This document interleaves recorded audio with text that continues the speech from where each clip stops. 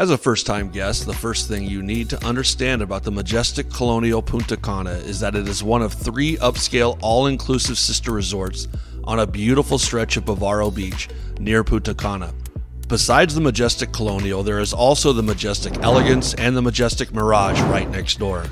For this video, I'm going to give an overview of the Majestic Colonial for first-time visitors, and there will be future videos for the other 2 resorts in the near future. So go ahead and hit the subscribe button if you want to watch those videos in the future. The Majestic Colonial was the original property which opened up in 2005. The Majestic Elegance was added to the property 3 years later in 2008.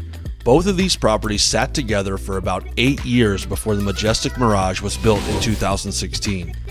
Even though it's a good idea to familiarize yourself with all 3 Majestic properties, it is important to understand that you won't get to share amenities with any of the other 2 properties.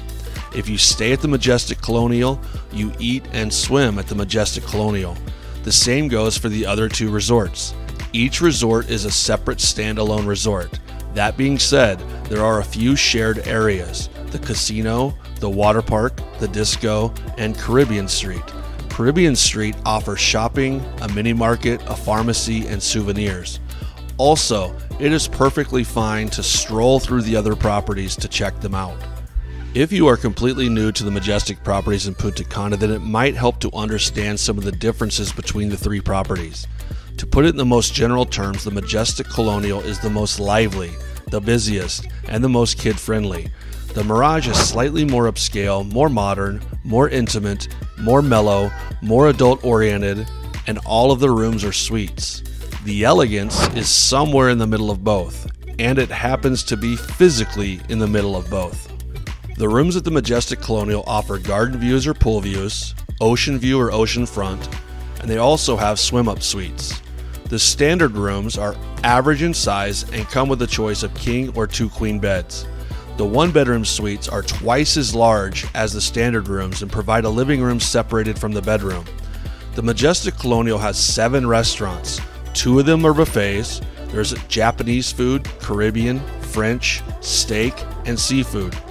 If you want to have a drink, they have a sports bar, piano bar, lobby bar, beach bar, and swim-up bars.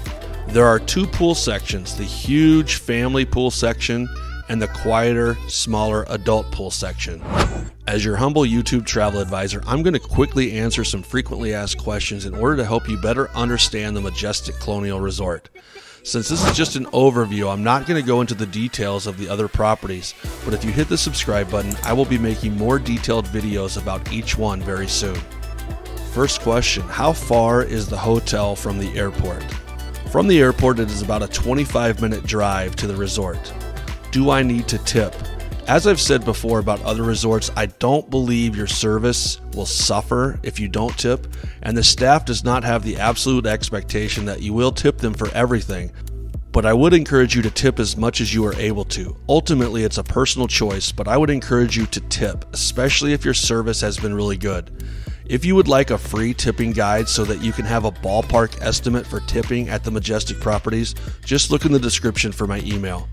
Does the resort have different tiers or levels of service? The answer to that question is yes. You may upgrade your service to club level, which provides you with extra access and amenities. Some of these things are free 24-hour room service, access to the club lounge, you are assigned a butler, access to a private adults-only side of the beach, and adults-only swimming pool with swim-up bar. Keep in mind that the club level is for guests 18 years or older. Do I need to make reservations at the restaurants, and is there a dress code?